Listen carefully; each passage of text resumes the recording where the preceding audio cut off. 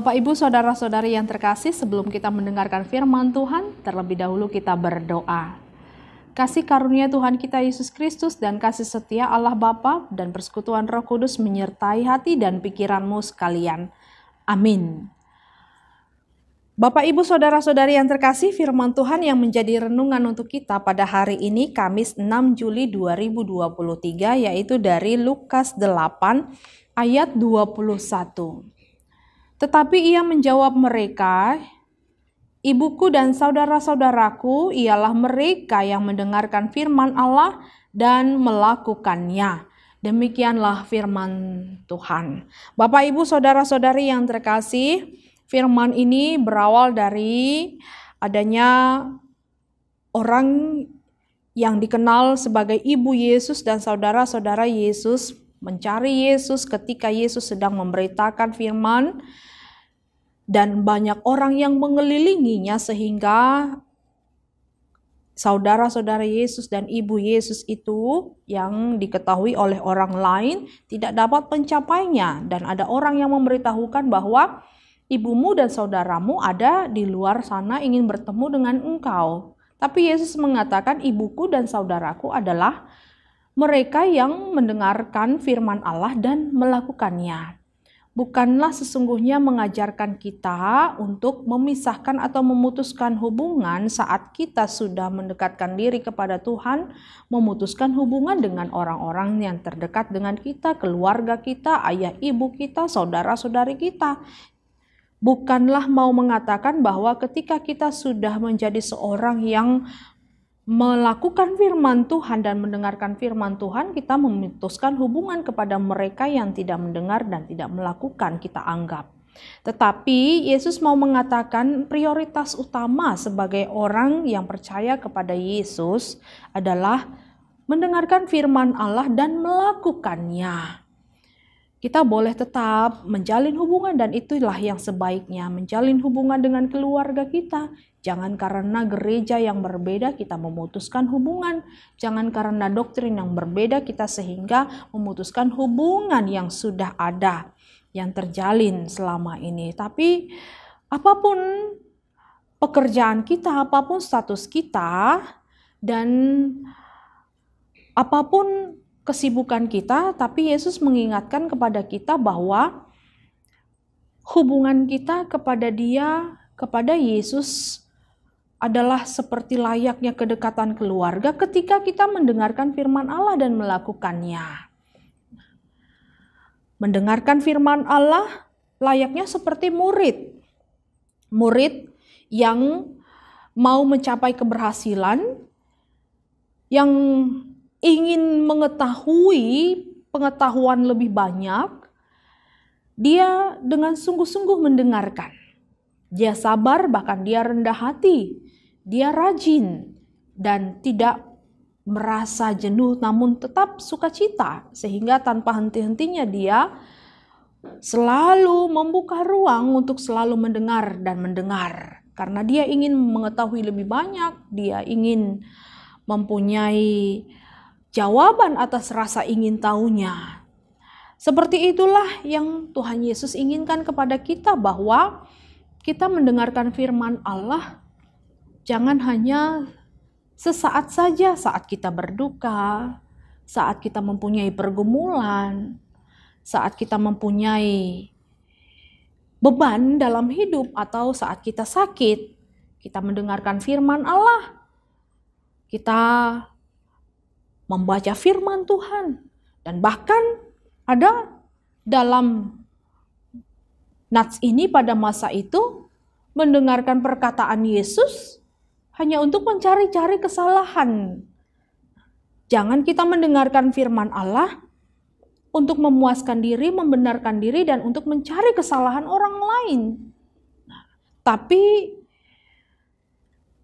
mendengarkan firman Allah adalah karena kita memiliki keinginan untuk mengetahui lebih banyak lagi akan kebenaran firman Tuhan. Kita ingin mendapatkan hikmat yang benar. Dan Bapak, Ibu, Saudara-saudari yang terkasih, tentunya mendengar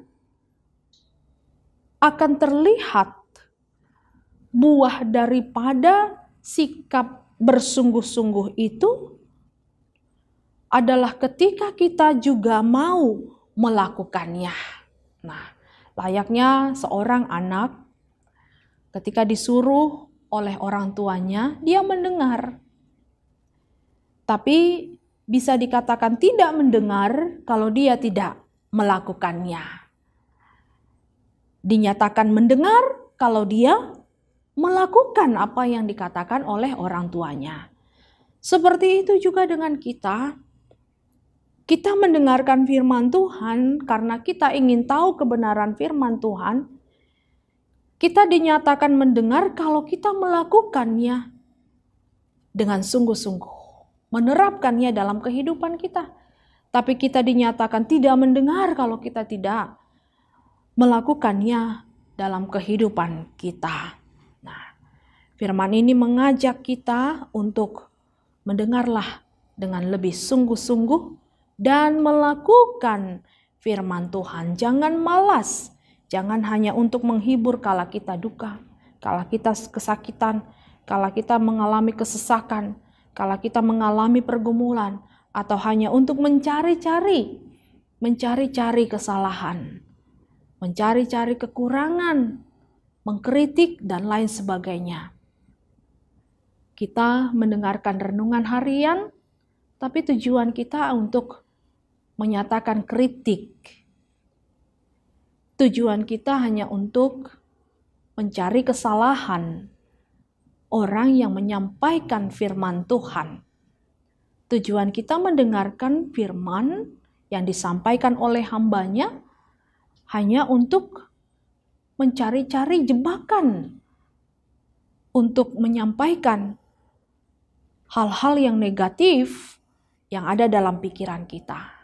Oleh karena itu, Bapak, Ibu, Saudara-saudari yang terkasih, jika kita sekarang mendengarkan firman Tuhan, sedikit saja pun, tapi kalau kita melakukannya, maka kebaikannya kita yang akan menerima, kita yang akan mendapatkan.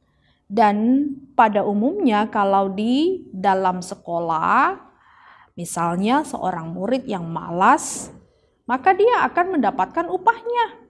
Dia kehilangan pengetahuan yang sudah ada, dia lemah dalam segala hal apapun. Menghadapi ujian, dia tidak mampu menjawab. Dan perkembangan zaman membuat dia juga akan menjadi kalah karena dia malas untuk belajar. Layaknya seperti anak muda, dia rajin belajar mempergunakan IT, mempergunakan handphonenya, maka dia tahu. Tapi yang malas dia tidak akan tahu menggunakan dengan cara yang benar. Dan orang yang malas akan mendapatkan hukumannya. Bukan hanya nilainya yang jelek, tapi dia akan tidak naik kelas. Dia tidak akan mencapai kepada level yang tinggi. Layaknya seperti itulah kita di hadapan Tuhan. Kalau kita malas melakukan firman Tuhan, kita hanya cuma sekedar mengkritik-kritik dan mencari kesalahan setiap hamba-hamba Tuhan yang menyampaikan firman Tuhan, atau hanya untuk sekedar penghibur sesaat kita saja, saat kita bergumul, saat kita sakit, saat kita kesesakan, maka kita akan lemah dalam segala hal apapun. Dan seturut dengan perkembangan zaman, kita lemah, kita kehilangan pengetahuan akan firman Tuhan. Dan kelak yang dinyatakan sebagai saudara Yesus, kedatangannya yang kedua kalinya, hanyalah mereka yang mendengar dan melakukannya. Itulah upahnya. Amin. Kita berdoa. Kami bersyukur Tuhan untuk firman yang Kau perdengarkan kepada kami.